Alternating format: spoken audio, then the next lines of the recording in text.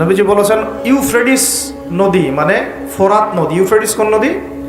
এই ফোরাত নদী অচিরেই তার ভূগর্ভস্থ সোনার পাহাড় বের করে দিবে। বস্তুত এটাই শেষ জামানা, যখন সাদাকে কালো মনে হবে, কালোকে সাদা মনে হবে, হককে বাতিল মনে হবে, বাতিলকে হক মনে হবে, যেটা ন্যায় ওটাকে অন্যায় মনে হবে, যেটা অন্যায় সেটাকেই ন্যায় মনে হবে। মানে নবী সাল্লাল্লাহু আলাইহি ওয়াসাল্লাম যেভাবে ইসলাম প্রতিষ্ঠা করে দিয়ে গিয়েছিলেন, তাতে ইসলামটা 100% আল্লাহর জমিনে প্রতিষ্ঠিত ছিল। এবং ওই বেস বা ওই ফাউন্ডেশনের উপর দাঁড়িয়ে আরও 2.5 বছর এই বিশ্ব শাসন করেছেন আবু বকর সিদ্দিক রাদিয়াল্লাহু আনহু, যিনি ইসলামের প্রথম খলিফা। ইসলামের প্রথম খলিফা। খলিফা শব্দটা আমরা কি পরিচিত? খলিফা মানে কি? আচ্ছা, এখানে একটু বুঝেন। আল্লাহ রাব্বুল আলামিন কোরআনে 2 জায়গায় খলিফার কথা বলেছেন। কয় জায়গায়? ভাই আমি স্টাডি করেই বলছি। কয় জায়গায়? 2 জায়গায়। এক হচ্ছে সূরা বাকারায়, একটা কোথায়? প্রথম দিকে আছে। আরেকটা হচ্ছে সূরা সদে। কোন সূরায়? সদ। সূরা বাকারায় আল্লাহ পাক খলিফা বলেছেন আদম আলাইহিস সালামকে। তাকে? আর সূরা সদে আল্লাহ পাক খলিফা বলেছেন দাউদ আলাইহিস সালামকে। তাকে? আচ্ছা, এবার একটু খলিফা কি এটা বুঝি, তারপরে সামনে যাই। আল্লাহ পাক বলছেন বিসমিল্লাহির রহমানির রহিম, ওয়া ইয ক্বালা রাব্বুকা লিল মালায়েকা ইন্নী জাইলুন ফিল আরদি খলিফা। পড়েছেন তো সবাই? সমস্যা হচ্ছে আমরা সবাই কোরআন তো পড়ি কিন্তু হয়তো বুঝি না, বা এর উপযুক্ত ব্যাখ্যা আমাদের সামনে হয়তো পেশ করা হয় না, কারণ আমরা তো বেশিরভাগ সময় একে অপরের গোশত খাওয়া নিয়ে ব্যস্ত আছি আর কি, তাই না? এবং এটাকে আমরা কি বলবো, যে ভালো কাজ মনে করি, হকের পথ মনে করি। বস্তুত এটাই শেষ জামানা, যখন সাদাকে কালো মনে হবে, কালোকে সাদা মনে হবে, হককে বাতিল মনে হবে, বাতিলকে হক মনে হবে, যেটা ন্যায় ওটাকে অন্যায় মনে হবে, যেটা অন্যায় সেটাকেই ন্যায় মনে হবে। নবী সাল্লাল্লাহু আলাইহি ওয়াসাল্লাম বলে গিয়েছেন আনতালি জালামাতু রাব্বাতুহা, শেষ জামানায় দাসী তার মনিবকে জন্ম দিবে। দাসী তার মনিবকে জন্ম দিবে, কখনো দাসী তার মনিবকে জন্ম দেয় না। মানে ন্যায় অন্যায়, হক বাতিল, সত্য মিথ্যা, এগুলোর মানদণ্ড উল্টে যাবে। ন্যায় হবে অন্যায়, অন্যায় হবে ন্যায়, হক হবে বাতিল, বাতিল হবে হক। যেটা সত্য সেটাই মিথ্যা মনে হবে, যেটা মিথ্যা সেটাই সত্য মনে হবে, যেটা অন্ধকার সেটাকে আলো মনে হবে, যেটা আলো সেটাকে অন্ধকার মনে হবে। আনতালি জালামাতু রাব্বাতুহা, হালালকে মানুষ হারাম করবে, হারামকে হালাল করবে। আমার কথা বুঝতে পারছেন কি না? বেশি গভীর হয়ে যাচ্ছে, আমি সহজ করার চেষ্টা করছি। এখন আসেন, আল্লাহ পাক বলছেন ওয়া ইয ক্বালা রাব্বুকা লিল মালায়েকা, হে নবী মুহাম্মদ বলেন সাল্লাল্লাহু আলাইহি ওয়াসাল্লাম, স্মরণ করেন সেই সময়ের কথা। আল্লাহ নবীকে বলা হচ্ছে স্মরণ করেন সেই সময়ের কথা, মানে মহাবিশ্বের লক্ষ লক্ষ বছর আগে, হয়তো কোটি কোটি বছর আগে। ওয়া ইয ক্বালা রাব্বুকা লিল মালায়েকা, আপনার রব এই ফেরেশতাদেরকে বলেছিলেন। কাদেরকে বলেছিলেন? কি বলেছিলেন? ইন্নী জাইলুন ফিল আরদি খলিফা, আমি এই আরদে মানে পৃথিবীতে আমার খলিফা পাঠাতে চাই। সুবহানাল্লাহ। পৃথিবীতে কেউ ছিল না এর আগে, জিন জাতি ছিল। জিন জাতি কোন জাতি? জিন জাতি বলে একটা জাতি আছে, বিশ্বাস করেন তো নাকি? আচ্ছা, এখন এই জিন জাতি যখন ফাসাদ সৃষ্টি করে, আল্লাহ পাক ওদেরকে সরিয়ে দেন, দিয়ে আল্লাহ পাক নতুন করে কোনো সৃষ্টি পাঠানোর ইরাদা করেন। তখন ফেরেশতাদেরকে বলেন যে আমি পৃথিবীতে আমার খলিফা পাঠাতে চাই। কি পাঠাতে চাই? শব্দটা আবার বলেন, খলিফা। আচ্ছা, এবার আসেন তো ফেরেশতারা বলেন আতাজআলু ফিহা, আপনি কি এমন কাউকে সেখানে পাঠাতে চাচ্ছেন মাই ইউফসিদু ফিহা, যে পৃথিবীতে গিয়ে ফাসাদ সৃষ্টি করবে, দাঙ্গা হাঙ্গামা ফাসাদ সৃষ্টি করবে, ওয়া ইয়াসফিকুদ দিমা, এবং একে অপরের রক্ত ঝরাবে, রক্তপাত ঘটাবে। ওয়া নাহনু নুসাব্বিহু বিহামদিকা ওয়া নুকদ্দিসু লাক, অথচ আমরাই তো আপনার প্রশংসা করি, তাসবিহ পাঠ করি, কি প্রয়োজন? আপনি কি এমন কাউকে পাঠাতে চাচ্ছেন যে পৃথিবীতে গিয়ে 2টা কাজ করবে? ফেরেশতারা বলেছেন কয়টা কাজ করবে? এক, বলেন, ফিতনা ফাসাদ সৃষ্টি করবে। 2, একে অপরের রক্তপাত ঘটাবে। পুরো বিশ্বের দিকে তাকায় দেখবেন এবার, এই মানব জাতি এই 2টা কাজ করতেছে, হয় ফিতনা ফাসাদ সৃষ্টি করতেছে অথবা রক্তপাত ঘটাচ্ছে। এখানে ভাই ভাইয়ের রক্ত ঝরাচ্ছে, প্রতিবেশী প্রতিবেশীর, কোনো সময় সামাজিক এক দল আরেক দলের, কোনো সময় এক রাজনৈতিক দল আরেক রাজনৈতিক দলের, কোনো সময় এক বিশ্বের একটা দেশ আরেকটা দেশের, পুরো বিশ্বে ছোট থেকে বড় যে স্তরে আপনি উঠবেন দেখবেন রক্তপাত রক্তপাত রক্তপাত। নবীজি বলে গিয়েছিলেন শেষ জামানায় এই রক্তপাতটা প্রচুর বাড়বে, এত বাড়বে যে হত্যাকারী জানবে না কেন তাকে মারলাম, আর নিহত ব্যক্তিও বুঝবে না কেন আমি মরলাম। সুবহানাল্লাহ। চিন্তা করতে পারেন, আপনারা রাস্তায় গন্ডগোল করতে যান, অনেক সময় যে বের হয় সেও জানে না কেন, কিসের উদ্দেশ্যে লড়ছি, আর যে মারে সেও জানে না কি জন্য ভাইকে মারলাম। এটা শেষ জামানা। হত্যাকারী ব্যক্তি জানবে না যে কেন আমি হত্যা করছি, মাকতুল জানবে না যে কেন আমি মরলাম। শেষ জামানা হারাজ বাড়বে, হারাজ হারাজ হারাজ। নবীজি বলছেন হারাজ বাড়বে, সাহাবীরা বলছেন হারাজ কি ইয়া রাসূলুল্লাহ? নবীজি বলছেন যে মানে অস্বাভাবিক হারে হত্যাকাণ্ড বাড়তে থাকবে। আমি পরিসংখ্যান দিয়ে দিই আপনাকে দুইটা। শুধু প্রথম বিশ্বযুদ্ধেই এই 4-5 বছরের মধ্যে প্রায় 1.5 থেকে 2 কোটি মানুষ মারা গেছে। কত কোটি? আর আরো বেশি, অনেকে বলেন 2.5 কোটি 3 কোটি, আমি একটা মিনিমাম রেঞ্জ বললাম। আর দ্বিতীয় বিশ্বযুদ্ধে মারা গেছে প্রায় 6 থেকে 7 কোটি। 6 থেকে 7 কোটি। আর এখনকার সমরবিদ্যা নিয়ে যারা ঘাটাঘাটি করেন তারা এটা আশঙ্কা করছেন যে প্রথম বিশ্বযুদ্ধের মতো, দ্বিতীয় বিশ্বযুদ্ধের মতো আরো একটা তৃতীয় বিশ্বযুদ্ধ হয়তোবা বিশ্ববাসী দেখতে যাচ্ছে। হয়তোবা, আল্লাহ ভালো জানেন, আমরা তো গ্যারান্টি দিয়ে বলতে পারবো না, কিন্তু পরিস্থিতি ওইরকমই মনে হচ্ছে। তবে এতটুকু জেনে রাখেন, হাদিসের মধ্যে মালহামা নামে একটা শব্দ আছে। কি শব্দ? নবীজি বলেছেন ইউফ্রেটিস নদী মানে ফোরাত নদী। ইউফ্রেটিস কোন নদী? এই ফোরাত নদী অচিরেই তার ভূগর্ভস্থ সোনার পাহাড় বের করে দিবে। ফোরাত নদী অচিরেই তার সোনার পাহাড় বের করে দিবে, এবং ওই সোনাকে নিয়ে মারামারি করতে আসবে যে মানুষগুলো, তাদের মধ্যে প্রত্যেক 100 জনের মধ্যে 99 জন মানুষ মারা যাবে। আর একজন ব্যক্তি যে বেঁচে থাকবে সে ধারণা করবে আমি সেই ব্যক্তি যে সোনাটা পাবো। আর মুসলিমদেরকে নবীজি বলছেন তোমরা যদি ওই সময় ওই জায়গায় থাকো, কোনো মুসলমান যদি সেটা দেখে, তোমরা সেই সোনায় হাতও দিবে না। আরেকটা হাদিস এসেছে যে অচিরেই রোমকরা, পশ্চিমারা আরবদের সাথে চুক্তি ভঙ্গ করবে এবং 80টা পতাকা নিয়ে তাদের বিরুদ্ধে যুদ্ধে নেমে যাবে। কয়টা পতাকা? 80টা। এবং প্রত্যেক পতাকার নিচে থাকবে 12,000 করে সৈন্য। কত হাজার? একটা যুদ্ধে এত বেশি 99% মানুষ মারা যাওয়াটা স্বাভাবিক না, এটা অস্বাভাবিক। ঢাল তলোয়ার AK-47 যুদ্ধে এমনটা হবে না বা হয় না। হয়তো এমন কোন অস্ত্র সেখানে প্রয়োগ করা হতে পারে, এটা আমাদের ধারণা, আল্লাহ ভালো জানেন, যেই অস্ত্রগুলো দিয়ে অল্প সময়ে বেশি বেশি মানুষ মেরে ফেলা সম্ভব। ঠিক যেমন এখনকার নিউক্লিয়ার ওয়েপেন্স বা থার্মোনিউক্লিয়ার ওয়েপেন্স হতে পারে, আল্লাহ ভালো জানেন। তো বিশ্ববাসী এরকম একটা মালহামা দেখার অপেক্ষায় আছে। ঈসা ইবনে মারিয়ামের পরে আসছে ইসলামিক খেলাফত। ওই খেলাফত থেকে খলিফা এই শব্দটা নিয়ে কথা বলছি এখন। আমি আবু বকর সিদ্দিকে ছিলাম রাদিয়াল্লাহু আনহু। ফেরেশতারা বলছেন আপনি কি এমন কাউকে পৃথিবীতে পাঠাতে চান গিয়ে রক্তপাত ঘটাবে অথবা ফাসাদ সৃষ্টি করবে? যেটা বললাম এখনকার বিশ্বে দুটোই আমাদের কাজ। তো আল্লাহ পাক বলছেন ইন্নী আ'লামু মা লা তা'লামুন, ইন্নী আ'লামু মা লা তা'লামুন। দেখো আমি যা জানি তোমরা সেটা জানো না। মানে আমার কিছু শুকরগুজার বান্দা থাকবে যারা এরকম ফিতনা ফাসাদ করবে না এবং রক্তপাতও ঘটাবে না। তাদের জন্যই আমি প্রস্তুত করেছি জান্নাতুল ফিরদাউস। সুবহানাল্লাহ। তো এখন ফেরেশতাদের মতামত আপনারা শুনলেন, আল্লাহ পাকের কথাও শুনলেন।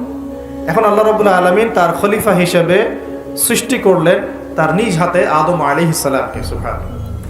প্রথম মানবকে, তিনি নবীও হলেন, তিনি প্রথম মানব এবং তিনি খলিফা। এখন আদম আলাইহিস সালামকে তার স্ত্রী সহ জান্নাতে থাকতে দেয়া হলো। এই ঘটনা আপনারা জানেন। ইবলিস এসে প্ররোচিত করলো। তার আগে ইবলিসকে বলা হয়েছিল সেজদা করো, সবাই সেজদা করলো, ইবলিস করলো না। মনে আছে? এটা তো আপনারা জানেন।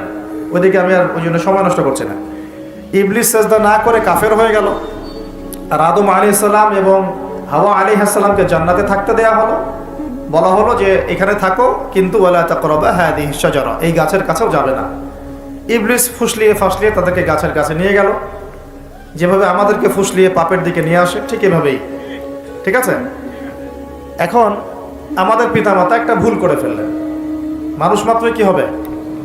আমাদের পিতামাতা ভুল করে ফেললেন। এটাই তো হাদিসের ব্যাখ্যা যে কুল্লু বনি আদম খাত্তা, প্রত্যেকটা বনু আদমেরই কি আছে? ভুল আছে। খায়রুল খাত্তাইন আত-তাওয়াবিন, যারা তওবা করে তারা হচ্ছে উত্তম ভুলকারী। তো আমাদের পিতা কিন্তু ভুলের উপর অটল থাকলেন না। ইবলিস যেমন তার মতে অটল থাকলো যে আমি সেজদা করি নাই তো কি হয়েছে, খলাকতানি মিন নার ওয়া খলাকতাহু মিন তিন, আমাকে সৃষ্টি করেছেন আপনি আগুন দিয়ে, ওকে সৃষ্টি করেছেন মাটি দিয়ে। এটা ইবলিসের চরিত্র। যে ভুলের উপর অটল থাকে, সংশোধন করে না, সে ইবলিসের অনুসারী। কথা বুঝতে পারছেন? ইবলিস কি এখানে সঠিক ছিল? নাউজুবিল্লাহ, কখনোই না। আল্লাহ পাক তাকে আদেশ করেছেন, আদম কিসের তৈরি সেটা তো দেখার দরকার নাই। আল্লাহ পাক আদেশ করেছেন, বাস তোমাকে সাজদা করতে হবে। এখন আমরা যেমন আল্লাহ পাকের আদেশের সামনে অনেক সময় এরকম দলিল উপস্থাপন করি, এটা কেন করব, এটা কেন করব, তাই না? পর্দা কেন করব, নামাজ কেন করব, যাকাত কেন দেওয়া লাগবে, এগুলি ইবলিসের চরিত্র। আর ইবলিস চ্যালেঞ্জ করলো আল্লাহকে, আল্লাহ পাক তাকে বের করে দিলেন, ফাখরুজ মিনহা ফাইন্নাকা রাজিম, এখান থেকে বের হও, তুমি অভিশপ্ত। ওয়া ইন্না আলাইকা লা'নাতা ইলা ইয়াউমিদ্দিন, কিয়ামত পর্যন্ত তোমার উপর লানত, অভিশাপ। ও আবার চালাক, সে বলল যে আমাকে কিয়ামত পর্যন্ত অবকাশ দিন, আনদিরনি ইলা ইয়াউমি ইউবআসুন, আমাকে কিয়ামত পর্যন্ত অবকাশ দিন। আল্লাহ পাক বলেন ইন্নাকা মিনাল মুনদারিন, যাও তুমি অবকাশপ্রাপ্তদের অন্তর্ভুক্ত একজন, ছেড়ে দিলাম তোমাকে, কিয়ামত পর্যন্ত হায়াত দেওয়া হবে।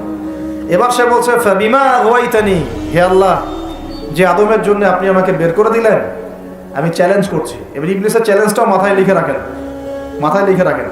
ইবলিস বলছে ফাবিমা আগওয়াইতানি লাআকউদান্না লাহুম সিরাতাকাল মুস্তাকিম, যার জন্য আপনি আমাকে এখান থেকে বের করে দিলেন, আমি তার সরল পথে ওত পেতে বসে থাকবো। কিভাবে বসে থাকবো? ওত পেতে।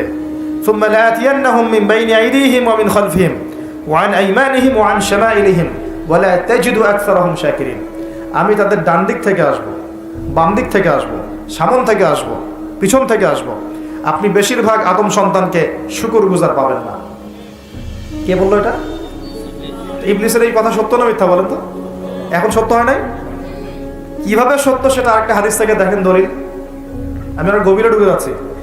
কিয়ামতের মাঠে আদম আলাইহিস সালাম, এই আদম আলাইহিস সালামই যখন উঠবেন, আদম আলাইহিস সালামকে আল্লাহ পাক ডেকে বলবেন তোমার সন্তানদের মধ্য থেকে জাহান্নামী জান্নাতি আলাদা করে দাও তো তুমি। তো আদম আলাইহিস সালাম বলবেন ইয়া আল্লাহ, কতজন জান্নাতি, কতজন জাহান্নামী? আল্লাহ পাক বলবেন প্রত্যেক 1000-999 জনকে জাহান্নামের জন্য আলাদা করে দাও। বলেন নাউজুবিল্লাহ। এই হাদিসটা শোনার পরে সাহাবাই কেরাম রাদিয়াল্লাহু আনহুম খুব বিচলিত হয়ে পড়লেন। তখন নবী সাল্লাল্লাহু আলাইহি ওয়াসাল্লাম আশ্বস্ত করলেন যে ওই যে 1% জান্নাতি দেখা যাচ্ছে, এগুলো উম্মতে মুহাম্মাদের মধ্যেই বেশি হবে ইনশাআল্লাহ।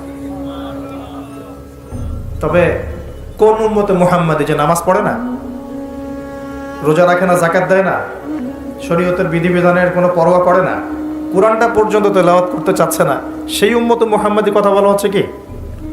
নাকি যারা নিজেদের জান মাল সময় শ্রম সবকিছু ঢেলে দিয়ে দিনের জন্য নিজেকে নিবেদিত প্রাণ করে, কাদের কথা বলা হচ্ছে? এটা আপনারা নিজেরাই বোঝেন, এটা তো আমার বোঝানোর দরকার নাই। এখন বুঝেন তাহলে পার্সেন্টেজটা কত হবে। তো ইবলিসের কথা তাহলে সত্য হলো। ইবলিস কি বললো? ওয়ালা তাজিদু আকসারহুম শাকিরিন, বেশিরভাগকে আপনি শুকরগুজার পাবেন না। আল্লাহ পাক নিজেও এই কথা বলেছেন সূরা সদের মধ্যেই, ওয়া কালিলুম মিন ইবাদিয়াশ শাকুর, আমার শুকরগুজার বান্দা খুব কম হবে। অন্য একটা জায়গাতেও আছে।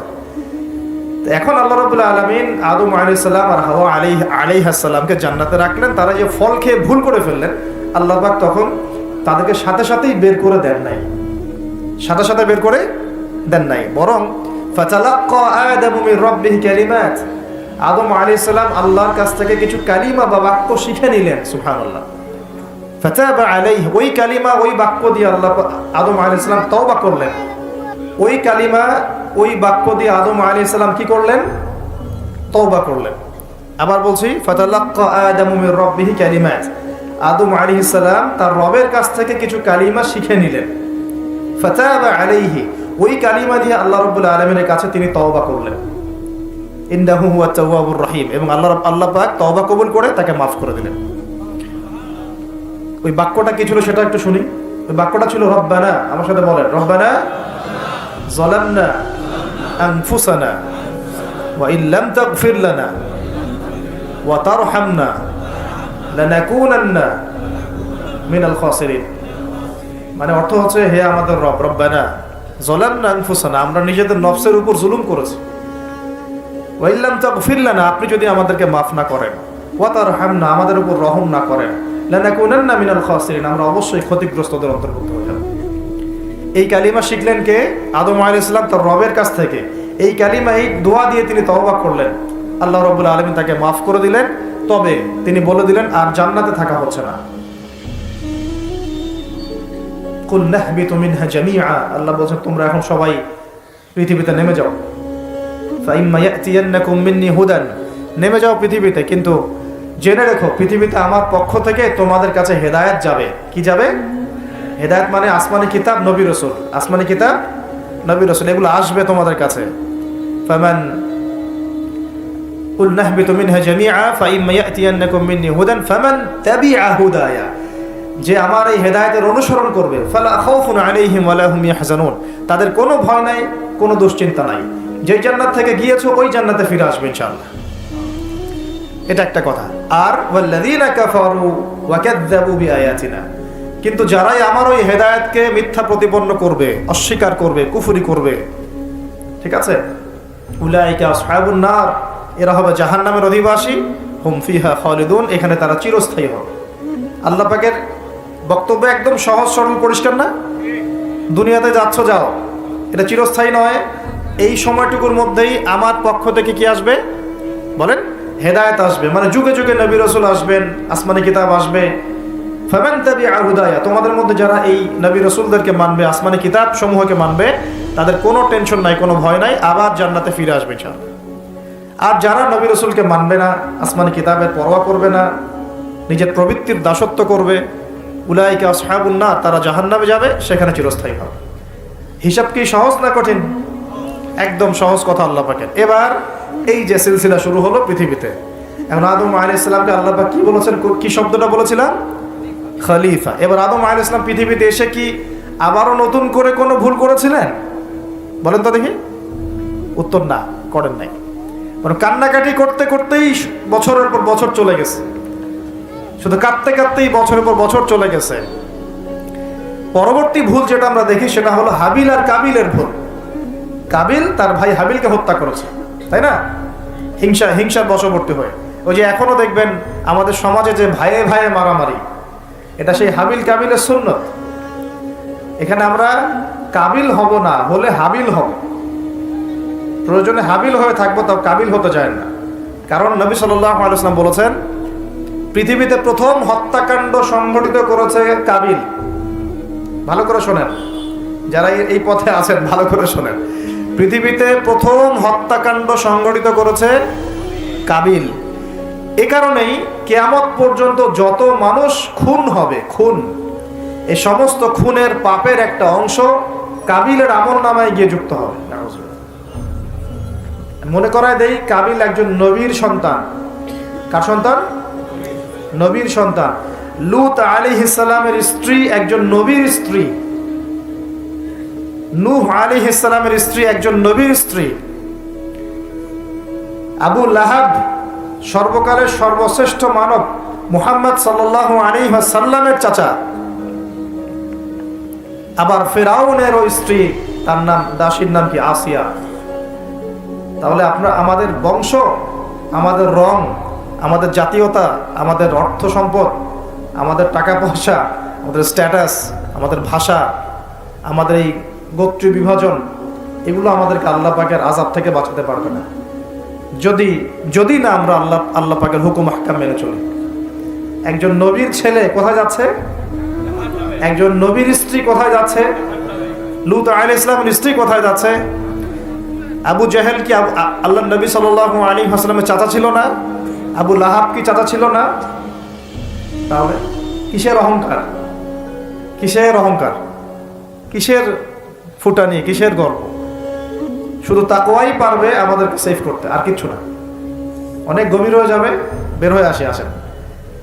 আদম আলাইহিস সালাম তার জীবদ্দশায় আল্লাহ পাকের জমিনে যতদিন থেকেছেন, তিনি কি আল্লাহর বিধান মেনেছেন না শয়তানের বিধান মেনেছেন? তার উপরে আল্লাহ পাক কিছু নাজিল করেন নাই? সহিফা নাজিল করেছেন, অবশ্যই করেছেন না? এমনকি কিভাবে কাপড় পরিধান করতে হবে, কিভাবে চাষবাস করতে হবে, কিভাবে এই পৃথিবীতে বেঁচে থাকতে হবে, এগুলো আল্লাহ রাব্বুল আলামিন জিবরাইল আলাইহিস সালামের মারফতে শিখিয়েছেন। মানুষ কাপড় পরা জানতো না, কে শিখিয়েছেন? আল্লাহ পাক। আল্লাহ পাক পোশাক নাজিল করেছেন। শুরুতে মানুষ গাছের ছালপাতা পরে থাকতো না, এগুলো মিথ্যা কথা। আল্লাহ রাব্বুল আলামিন আসমান থেকে পোশাক নাজিল করেছেন প্রথম।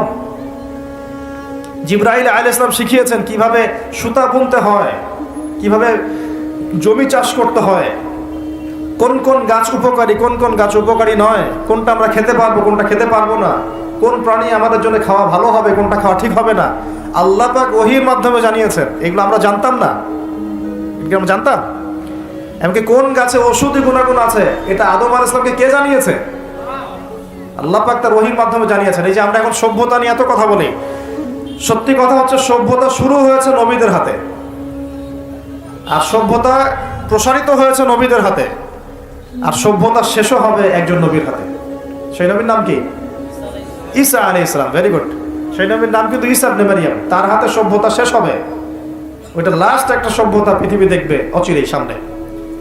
এখন আসেন, আদম আলাইহিস সালাম ছিলেন আল্লাহ পাকের খলিফা, এবং তিনি পৃথিবীতে তার আল্লাহ পাকের বিধান দিয়ে নিজে চলেছেন, পরিবারকে চালিয়েছেন, ওই সময় সমাজকে চালিয়েছেন, এবং ওই সময় পৃথিবীটাকে তিনি আল্লাহ পাকের বিধান দিয়ে পরিচালিত করেছেন, অন্য কারো বিধান দিয়ে নয়, মন গড়া বিধান দিয়ে তো মোটেই নয়, এবং নিজের রচনাকৃত বিধান দিয়ে তো মোটেই নয়, নিজের প্রবৃত্তিগত অনুসরণ দিয়ে মোটেই নয়, বরং আল্লাহ পাকের পক্ষ থেকে যা এসেছে সেইটা তিনি ফলো করেছেন। এই অনুসরণটাকে নূহ আলাইহিস সালাম করেন নাই, ইব্রাহিম আলাইহিস সালাম করেন নাই, মুসা আলাইহিস সালাম করেন নাই, ঈসা আলাইহিস সালাম করেন নাই, দাউদ আলাইহিস সালাম করেন নাই, সুলাইমান করেন নাই আলাইহিস সালাম। আমাদের নবী মুহাম্মদ সাল্লাল্লাহু আলাইহি ওয়াসাল্লাম তিনি কি করেন নাই? আমার কথা কি বুঝতে পারছেন? তাহলে তারা কি অনুসরণ করেছেন পৃথিবীতে? আল্লাহ পাকের ওহীর বিধান। কিসের বিধান? ওহীর বিধান। এখন আসেন, আরেকজন নবীকে আল্লাহ পাক বলেছেন খলিফা, তার নাম কি বলেছিলাম শুরুতে? দাউদ। কোন সূরায় আছে এটা? সদের মধ্যে। এইখানে আল্লাহ পাক আরো স্পষ্ট করে বলেছেন একজন খলিফার দায়িত্ব কি। খুব মনোযোগের সাথে শুনবেন। উপযুক্ত পরিবেশ মনে হচ্ছে বলে আলোচনাগুলো করছি। আপনারা খুব সুন্দরভাবে বসে আছেন, আমি কথা বলতে খুব কমফোর্ট ফিল করছি। আপনাদেরকে শুকরিয়া, জাযাকুমুল্লাহ। এইভাবে আদবের সাথে বসে থাকলে কথা বলতে অনেক শান্তি পাওয়া যায়। আর এমন অনেক মাহফিলে গিয়েছে মনে হচ্ছে যে সার্কাস হচ্ছে, এদিকে দুজন লাফালাফি করছে, ওইদিকে দুজন সেলফি তুলছে, ওইদিকে দুজন ফটো তুলছে, কে আগে স্টেজে এসে বসবে প্রতিযোগিতা হচ্ছে। কি একটা অবস্থা! মজলিস এরকম শান্ত পরিবেশ বজায় থাকলে কথা বলে শান্তি পাওয়া যায়। আলহামদুলিল্লাহ, আল্লাহ পাকের শুকরিয়া। এখন আমি দ্বিতীয় পয়েন্টটাতে আসি, আপনাদেরকে বুঝাচ্ছি একজন খলিফার ফাংশন কি, একজন খলিফার ফাংশন বা দায়িত্ব কি। সূরা সদ থেকে কথা বলছি। কোন সূরা? বাসায় গিয়ে পড়ে নিন। সূরা সদে আল্লাহ পাক বলছেন ওই নবীর নাম যাকে আল্লাহ পাক খলিফা বলেছেন আরো একবার, তার নাম দাউদ আলাইহিস সালাম। আল্লাহ পাক বলছেন যে ইয়া দাউদ, হে দাউদ, ইন্না জাআলনাকা খলিফাতান ফিল আরদ, আমি আল্লাহ তোমাকে পৃথিবীতে আমার খলিফা করেছি। সুবহানাল্লাহ। হে দাউদ, আমি তোমাকে পৃথিবীতে আমার খলিফা করেছি। এখান থেকে বলতে গিয়ে আপনাকে বলছিলাম যে দাউদ আলাইহিস সালাম এই জেরুজালেম থেকে 40 বছর বিশ্ব শাসন করেছিলেন। কত বছর? দাউদ আলাইহিস সালাম এই জেরুজালেম থেকে, যেখানে এই লড়াইগুলো হচ্ছে এখন, এখান থেকে তিনি 40 বছর বিশ্ব শাসন করেছেন। এবং তারপরে তার সন্তান সুলাইমান আলাইহিস সালাম আরো 40 বছর তার বাবার চেয়েও দাপটের সাথে এই বিশ্ব শাসন করেছে। এবং তারা ছিলেন তখন মুসলিম। তারা ছিল তখন কি? মুসলিম। তো আমি এই জায়গা থেকে এখানে আসছি, ওইখান থেকেই দাউদ আলাইহিস সালাম বিশ্ব শাসন করেছিলেন। আল্লাহ পাক তাকে বলছেন খলিফা। কি করেছিলেন তিনি? আল্লাহ পাক তাকে বলছেন, ইয়া দাউদ, একটু মনোযোগের সাথে শুনেন, হে দাউদ, ইন্না জাআলনাকা খলিফাতান ফিল আরদ, আমি আল্লাহ তোমাকে এই জমিনে খলিফা করেছি। সুবহানাল্লাহ। তোমার দায়িত্ব কি হে দাউদ, তোমার কাজটা কি? ফাহকুম বাইনান নাসি বিল হক, সূরা সাদ পড়ে দেখেন। তোমার কাজ হচ্ছে মানুষের মাঝে, অনুসারী জনগণের মাঝে তুমি ন্যায় বিচার প্রতিষ্ঠা করবে। কি করবে? তার মানে একজন, যে কেউ, একজন মেম্বার হোক, একজন চেয়ারম্যান হোক, একজন এমপি হোক, একজন মন্ত্রী হোক, একজন পিএম হোক, যাকে আল্লাহ পাক যেখানে দায়িত্ব দিবেন, খলিফা হিসেবে তার কাজ কি বলেন তো? ফাহকুম বাইনান নাসি বিল হক, সত্য ন্যায়ের মানদণ্ডে মানুষের মাঝখানে বিচার ফয়সালা করবে, বাস, এটা আপনার কাজ। নেতৃত্ব দিলে দোষের কিছু নাই, নেতৃত্ব পেলেও দোষের কিছু নাই, কিন্তু ফাংশনটা কি? একজন খলিফার কাজটা কি? আবু বকর সিদ্দিক কেমন খলিফা ছিলেন, ওমর কেমন ছিলেন, ওসমান কেমন ছিলেন, আলী কেমন ছিলেন রাদিয়াল্লাহু আনহুম আজমাইন? তার এই আয়াতের উপর আমল করতেন, ফাহকুম বাইনান নাসি বিল হক, মানুষের মাঝখানে ন্যায় বিচার করো। ন্যায় বিচার কথা বলা হয়েছে, ন্যায় বিচার। এখন ন্যায় বিচার কতটুকু কি হচ্ছে না হচ্ছে এটা আপনারা আমার চেয়ে ভালো জানেন, আমি এইসব নিয়ে কথা বলতে চাই না, কিন্তু আমাদের কাজ এতটুকুই, যাকে আল্লাহ পাক যেখানে দায়িত্ব দিবেন ন্যায় বিচার। আরো আল্লাহ বলছেন, আয়াতটা শেষ হয়নি, আরো সামনে একটু আছে, আল্লাহ পাক বলছেন ওয়ালা তাত্তাবিউল হাওয়া, ন্যায় বিচার করো এবং নিজের হাওয়া প্রবৃত্তির অনুসরণ করো না, নিজের মন গড়া বিধানের অনুসরণ করো না, নিজের প্রবৃত্তির দাসত্ব করো না। যদি করো তাহলে কি হবে? ইউদিল্লাকা আন সাবিলিল্লাহ, তাহলে আল্লাহ পাকের এই সরল পথ থেকে ওই প্রবৃত্তির অনুসরণ তোমাকে বিচ্যুত করে দিবে। কার কথা এগুলো? আল্লাহর কথা। ইন্নাল্লাযীনা ইউদিল্লুনা আন সাবিলিল্লাহ, পরের আয়াত, নিশ্চয়ই যারা আল্লাহ পাকের সরল পথ থেকে বিচ্যুত হয়ে গেছে, লাহুম আযাবুন শাদীদ, তাদের জন্য কঠিন শাস্তি আছে। আযাবুন শাদীদ মানে কঠিন শাস্তি আছে। বিমা নাসু ইয়াউমাল হিসাব, এই কারণে যে তারা হিসাবের দিনটা ভুলে গিয়েছে। এই দুইটা আয়াত আমি শোনাই দিলাম আপনাকে। আল্লাহ পাক যাকে যেখানে দায়িত্ব দিবেন সব সময় এই দুইটা আয়াত মাথায় রাখবেন, যে আল্লাহ পাক আপনাকে দাউদ আলাইহিস সালামের মতো কাজ দিয়েছেন, আল্লাহ পাক আপনাকে আদম আলাইহিস সালামের মতো কাজ দিয়েছেন। যাকেই দেখ, X Y Z whoever he is, এটা আমাদের দেখার বিষয় না। আমরা ধর্মতাত্ত্বিক দৃষ্টিকোণ থেকে শুধু মূলনীতিগুলো বলবো। তাহলে এখানে খলিফার কাজ কি বুঝতে পারলাম? মানুষের মাঝে ন্যায় বিচার প্রতিষ্ঠা করা, প্রবৃত্তির দাসত্ব না করা। যদি করি তাহলে কঠিন শাস্তি অপেক্ষা করছে। এখন আসেন, আল্লাহ নবী সাল্লাল্লাহু আলাইহি ওয়াসাল্লাম কি এই আয়াতের উপর আমল করে যান নাই? গিয়েছেন না যান নাই? তার জীবদ্দশায়, তার 23 বছরের এই নববী জীবনে কেউ কখনো জুলুমের শিকার হয়েছিল? বলেন তো, কেউ বলতে পারবে বুকে হাত দিয়ে যে একজন মানুষ জুলুমের শিকার হয়েছে? তার রেখে যাওয়া ইসলামের এই প্ল্যাটফর্মের উপরে আবু বকর সিদ্দিক শাসন চালিয়েছেন 2.5 বছরের মতো। আবু বকর সিদ্দিকের সময় কি কেউ জুলুমের শিকার হয়েছিল? তিনি কি এই আয়াতগুলোর উপর আমল করেছিলেন না করেন নাই? তাহলে তিনি একজন সফল খলিফা ছিলেন। আমরা খলিফা এবং খেলাফা দুটার ব্যাখ্যা বুঝতে পারলাম। যে খলিফা আল্লাহ পাকের বিধান মেনে বিচার ফয়সালা করে, ওই শাসন ব্যবস্থাটাকেই বলা হয় খিলাফা। এটা নতুন কোনো মৌলবাদী শব্দ নয়, আমরা ভুল বুঝি, আমাদেরকে ভুল বোঝানো হয়। একজন খলিফা যে আল্লাহ পাকের বিধান অনুযায়ী বিচার ফয়সালা করে, তার ওই শাসন ব্যবস্থাটাকে বলা হয় খিলাফা। আমি এই মূল জায়গা থেকে আস্তে আস্তে শেষের দিকে আসতেছি, একটু মনোযোগ ধরে রাখেন। এটা হলো খিলাফা এবং খলিফার ফাংশন। এখন আবু বকর সিদ্দিক কি এটা আমল করে দেখেন নাই? উমর ইবনে খাত্তাব, তার 10 বছরের শাসন, কত বছর? এই 10 বছরে আপনি একজন মানুষ দেখান যে অনাহারে মারা গেছে বা দারিদ্র সীমার নিচে ছিল, বা ওই 10 বছরে একজন মুসলিম বোনের ইজ্জত হানি করা হয়েছে, একটা বাচ্চাকে হত্যা করতে পেরেছে, বা একজন মুসলিম ভাইকে অন্যায়ভাবে হত্যা করেছে, বা শুধু মুসলমানদের উপরে গরম গরম কথা পর্যন্ত বলেছে, একটা দলিল খালি দেখা আমাকে 10 বছরে আপনি দেখাতে পারবেন না। বরং মানুষ চাকরি ছেড়ে দিচ্ছে এসে, ইয়া আমিরুল মুমিনিন, আমার কোর্টে তো মামলাই আসে না, আমাকে অযথা বেতন দেন কেন? এই যে বর্তমান রাষ্ট্র ব্যবস্থার কাঠামো, এটা ওমর রাদিয়াল্লাহু আনহু দিয়েছেন। তার জীবনী পড়ে দেখেন, ইতিহাসগুলো পড়ে দেখেন। এখন এই 10 বছর যদি এভাবে চালানো যায়, তাহলে আমরা কেন এখন দুর্বল হচ্ছি? আরো সামনে যান, ওই 10 বছরে ওমর রাদিয়াল্লাহু আনহু এই বাইতুল মুকাদ্দাসও জয় করেছিলেন, মনে আছে? উটের পিঠে তিনি একবার চলেছেন, তারপর ভিত্তকে উঠিয়েছেন, ওটা নিয়ে কাজী নজরুল ইসলাম কবিতা লিখেছিলেন। এগুলো তো এখন নাই। কবিতাটা এটা তো আমিরুল মুমিনিন কবিতা ছিল না একটা আগে, ওটা তো এখন আপনারা পড়তে পারেন না। কেন পড়তে পারেন না এটা আপনারা বুঝবেন। কেন পড়া যাচ্ছে না, কি সমস্যা হচ্ছে, পড়লে কি হবে, কোথায় নিয়ে যাচ্ছি আমরা বাচ্চাদেরকে, এখন কোন দিকে নিয়ে যাচ্ছি বাচ্চাদেরকে আমরা? আসলে ইসলামী শিক্ষা ছাড়া আপনি যত শিক্ষায় শিক্ষিত করেন না কেন, পরকালে আপনি পস্তাবেন, আমরা পস্তাবো না। পরকালে আপনি পস্তাবেন যে আমি আমার সন্তানকে কেন এই শিক্ষা দিয়ে আসলাম না। হয়তো আজকে রব্বির হামহুমা কামা রব্বায়ানি সগীরা বলতে পারতো, এখন তো সেটাও পারছে না। উসমান রাদিয়াল্লাহু আনহু খেলাফতের পর আরো 12 বছর, কত বছর? একটা ঘটনা দেখান আমাকে মুসলিমদের অধঃপতনের বা মুসলমানদেরকে অপদস্থ করেছে একটা ঘটনা দেন। এরপর আলী ইবনে আবি তালেবের আরো প্রায় 1.5-2 বছর, ওই সময় দেখেন। আমি বলেছিলাম 1200 বছর প্রায়। তারপর উমাইয়ারা শাসন করেছে প্রায় 97 বছর।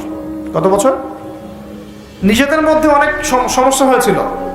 যেমন এখন আমাদের সবাই মুসলিম ভাই, পলিটিক্যালি নিজেদের মধ্যে সমস্যা হয় না, এরকম সমস্যা হয়েছিল উমাইয়া খেলাফতেও, উসমান রাদিয়াল্লাহু আনহুর সময়ও, আলী ইবনে আবি তালেবের সময়ও। কিন্তু কখনো বাইরের শত্রুদের কাছে আমরা পরাজিত হই নাই। মানে আমার ঘরে কি সমস্যা আছে, আমি সেটা ঘরে বুঝবো। ভাইয়ের সাথে ভাইয়ের সমস্যা হচ্ছে, ওকে ঠিক আছে, হাতাহাতি হয়েছে, মারামারি হয়েছে, অস্ত্র নিয়ে মুখোমুখি হয়েছি, এটা আমার ঘরের সমস্যা। কিন্তু বহির্বিশ্বে মুসলমানদের উপর চোখ রাঙিয়ে কথা বলেছে এমন একটা জাতি খুঁজে পাওয়া যেত না। 97 বছর উমাইয়ারা করেছে। তারপরে আব্বাসীয়রা এসেছে, আব্বাসীয়রা এসে প্রায় 550 বছর চালিয়েছে। কত বছর? এর পর আসছে মামলুক, তারপরে ফাতেমিরা, ওইদিকে কর্ডোভাতে ছিল ইসলামী খেলাফত, ওই আন্দালুসিয়ায়, এখনকার স্পেন, ইতালি, এগুলো সব আমাদের ছিল। তারপরে সালাহউদ্দিন আইয়ুবী রাহিমাহুল্লাহ আইয়ুবী শাসন এসেছে। তারপরে জেঙ্গিদের শাসন এসেছে, মোগলদেরটা জানেন আপনারা, আফগানদেরটা জানেন, এমনকি হিন্দুস্তান পর্যন্ত দেখেন নাই? এটা পুরো আমাদের আওতাভুক্ত ছিল এক সময়, ইংরেজরা আসার আগ পর্যন্ত। এভাবে বিশ্ব এগিয়ে গেছে ইসলামের হাত ধরে। কখনো কাউকে জোর করে ফোর্স করে মুসলমান করানো হয় নাই, কখনো কোনো অমুসলিমের অধিকার খর্ব করা হয়নি। এবং একজন অমুসলিম যদি আমাদের আন্ডারে থাকতো, তার অধিকার সবার আগে নিশ্চিত করা হয়েছে। যাকাত সবাই প্রদান করতো, সালাত আদায় করতো, সবাই কোরআনওয়ালা ছিল, ওলামায়ে কেরামদেরকে সম্মান করা হতো, মসজিদ মাদ্রাসা গড়ে তোলা হয়েছিল, সুদ ছিল না, মানুষ হালাল খেত, এবং মুসলিমদের একটা ঐক্যবদ্ধ সামরিক শক্তি ছিল। আস্তে আস্তে আস্তে আস্তে বিগত বেশি দিন না, আমার স্টাডি হচ্ছে বিগত মাত্র 100 থেকে 150 বছর, লাস্ট 100 থেকে 150 বছরে আমাদের পুরো টেবিলটাই উল্টে গেছে মনে হয়। এক্স্যাক্টলি উসমানী খেলাফতের পতনের সময় থেকে 1914 সালে এটার পতন ঘটেছে, প্রথম বিশ্বযুদ্ধের সময়। এরপর থেকেই কেন জানি এই যে বিগত 100 বছরে পুরো বিশ্বের চিত্রটাই উল্টাই গেল।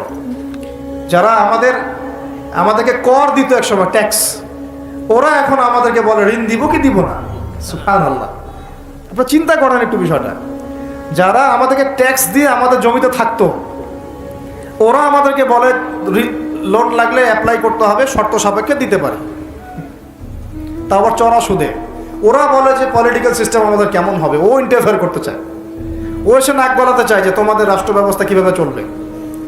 ওরা এসে এখন ঠিক করে দেয় যে আমাদের সংস্কৃতি কেমন হবে, আমাদের শিক্ষানীতি কেমন হবে, ইত্যাদি ইত্যাদি। তো এই দিকে পৃথিবী যাবে। এখন আমরা আজকে সংক্ষিপ্ত আলোচনায় এতটুকু বোঝানোর চেষ্টা করলাম। দেখুন, আমরা পৃথিবীতে এমনি এমনি আসি নাই, আল্লাহ পাকের খলিফা হয়ে এসেছে। আল্লাহ পাকের খলিফার কাজ নিজে আল্লাহ পাকের বিধান মেনে চলা, তারপরে সবার আগে আমার পরিবারকে মানানোর চেষ্টা করানো। যদি পরিবার মানে আলহামদুলিল্লাহ, যদি না মানে দাওয়াত দেয়াই আমার কাজ, এতটুকু পর্যন্ত। আর যদি আমার সন্তান হয় তাহলে তাকে আমি ফোর্স করতে পারি, চাপ দিতে পারি, কিন্তু আমি আমার পিতাকে তো চাপ দিতে পারবো না, আমার মাকে আমি চাপ দিতে পারবো না, দাওয়াত দিতে পারবো। আমার স্ত্রী সন্তানদেরকে আমি চাপ দিতে পারবো। তো খলিফা নিজে হব, নিজের পরিবারের মধ্যেও সেই খলিফার সুন্নতগুলো থাকবে। তারপরে আমি আমার সাধ্যমতো সমাজে এটার প্রচার প্রসার ঘটাবো। আল্লাহ পাক যদি কবুল করেন, বড় পরিসরেও খিলাফা কায়েম হবে ইনশাআল্লাহ। আর আল্লাহ পাক যাকে যেখানে দায়িত্ব দিবেন, তার মনে রাখা উচিত হবে তিনি হচ্ছেন এই পৃথিবীতে আদম আলাইহিস সালামের সন্তান। তিনি এই পৃথিবীতে ওই দাউদ আলাইহিস সালামের রোল প্লে করছেন। এরপরে তার সাধ্য অনুযায়ী সে ইসলাম কেন্দ্রিক সমাজ গঠনের চেষ্টা করবে। যদি না পারে বা প্রতিবন্ধকতা থাকে, ওজর আপত্তি আল্লাহর কাছে পেশ করবে। আর যদি একেবারেই অস্বীকার করে, কুফরি করে, তাহলে তার শাস্তি আল্লাহ পাক তাকে দিবেন। আর সর্বশেষ কথা হলো, এই খিলাফার বদৌলতেই 4 খলিফার যুগ থেকে, এই যে আমি আপনাকে 1914 সাল পর্যন্ত দেখালাম, এই মুসলিম বিশ্ব দাপটের সাথে মাথা উঁচু করে বেঁচেছিল। আর বিগত 100 বছরে যখন এগুলো আস্তে আস্তে উঠে গেছে, ড্যামলিশ হয়েছে, তখন আস্তে আস্তে পুরো টেবিলটাই উঠে গেছে। এখন সত্যি কথা বলতে, পুরো ওয়ার্ল্ডের যত বড় বড় অস্ত্রশস্ত্র সেগুলো ওদের হাতে। ওটার দাপটে আপনাকে ভয় দেখা, ওটা সবচেয়ে বড় পাওয়ার। তারপরে প্রযুক্তিগুলো ওর হাতে, মিডিয়াগুলো ওর হাতে, ওদের হাতে, অর্থনৈতিক সিস্টেম, সুদভিত্তিক ব্যাংকিং সিস্টেম ওদের হাতে। যতগুলোর নাম বলে না, federal reserve, IMF, world bank, সব ওদের হাতে। তো এখন এই অবস্থাতে বিশ্বটা চলছে, এটা কি চিরস্থায়ী হবে? উত্তর হচ্ছে না, এটা চিরস্থায়ী হবে না। আজকে হোক আর কালকে হোক আর 100 বছর পরেই হোক, এটা চিরস্থায়ী হচ্ছে না ইনশাআল্লাহ।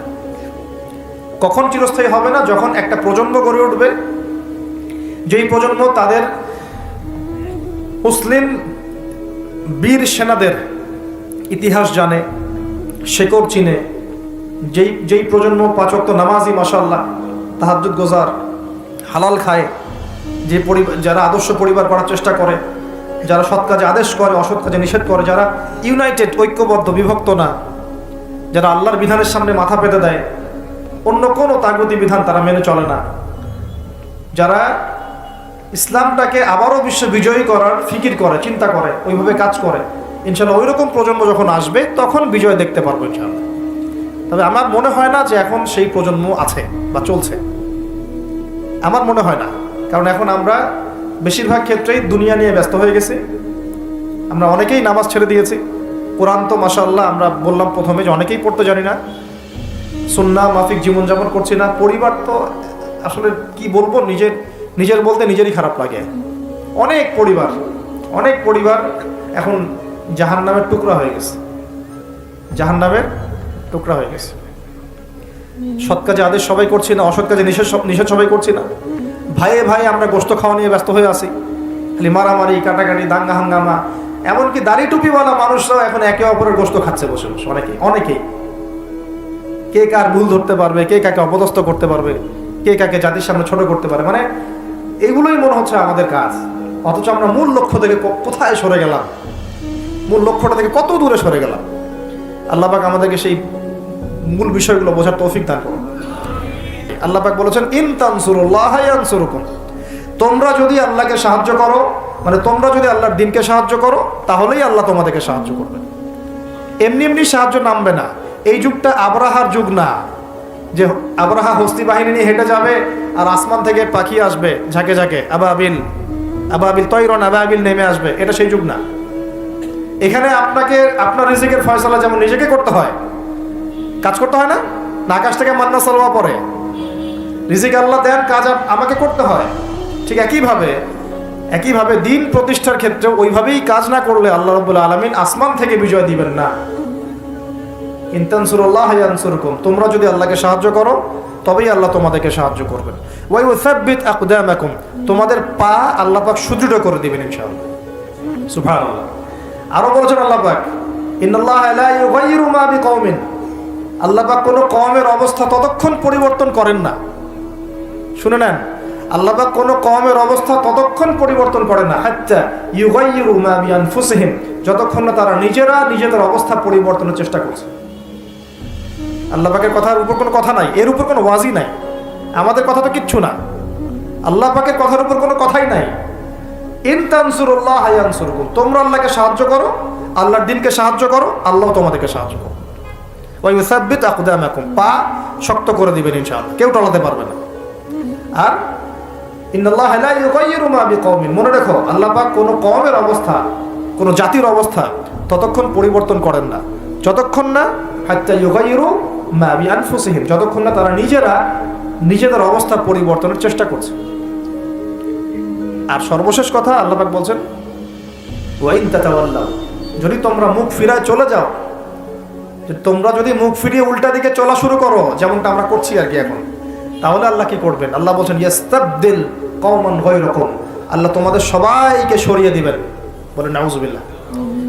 ইস্তাবদিল কওমান গায়রাকুম, আল্লাহ পাক তোমাদের সবাইকে সরিয়ে দিয়ে নতুন কওম নিয়ে আসবেন। সুম্মা লা ইয়াকুনু আমসালাকুম, তারা তোমাদের মতো হবে না, তারা তোমাদের মতো অপদার্থ হবে না। তাহলে কিসের বড়াই, কিসের? আল্লাহ পাকের কোরআনের আয়াতগুলো থেকে আমরা শিক্ষা নিব না নিব না? ওয়া ইন তাতাওয়াল্লা ইস্তাবদিল কওমান গায়রাকুম সুম্মা লা ইয়াকুনু আমসালাকুম। সর্বশেষ আল্লাহ পাক বলেন, ইয়া আইয়ুহাল্লাযীনা আমানু, হে মুমিনগণ, ইসবিরু, তোমরা সবর করো। ইসবিরু ওয়া সাবিরু ওয়া রাবিতু, তোমরা সবর করো, সবরের প্রতিযোগিতা করো এবং তাকওয়া অবলম্বন করো এবং তোমাদের আখের গোছাও, তোমরা প্রস্তুতি নাও, তোমরা এসব বিজয়ের প্রস্তুতি নাও। লাআল্লাকুম তুফলিহুন, যাতে করে তোমরা সফল হতে পারো। আল্লাহ পাক আমাদের সবাইকে আলোচনা বোঝার তৌফিক দান করুন। আল্লাহ পাক আমাদের সবাইকে তার জমিনে তার খলিফা হওয়ার তৌফিক দান করুন। সেই সোনালী যুগের ইসলাম আবার ফিরিয়ে আনার তৌফিক দান করুন। আল্লাহ পাক ইসলামটাকে আমাদের কাছে বোঝার তৌফিক দান করুন। যারা ইসলামের বিকৃত ব্যাখ্যা করে, এইসব ব্যাখ্যা থেকে আল্লাহ পাক আমাদেরকে হেফাজত করুন। আল্লাহ পাক ইসলামের নামে সব ধরনের উগ্রপন্থা থেকে আমাদেরকে হেফাজত করুন। এবং একই সাথে ইসলামের নামের সব ধরনের শিথিলতা থেকে আল্লাহ পাক আমাদেরকে হেফাজত করুন। আল্লাহ পাক আমাদেরকে মধ্যমপন্থী জাতি বানায় দেন, আপোষের সমস্ত ক্রন্দল আল্লাহ মিটায় দেন এবং আমাদের যুব সমাজকে কোরআনওয়ালা বানায় দেন, সুন্নাহওয়ালা বানায় দেন। আমাদের পরিবারগুলোকে আল্লাহ পাক জান্নাতের টুকরা বানায় দেন। আল্লাহ পাক আমাদের সন্তানদেরকে মানুষ করার তৌফিক দান করেন। আসন্ন সেই বিজয়ে আল্লাহ পাক আমাদেরকে অংশ নেওয়ার তৌফিক দান করেন। দিনের জন্য জানমাল ব্যয় করে, জানমাল সময় শ্রম যা আছে আল্লাহর জন্য ঢেলে দেওয়ার তৌফিক দান করেন।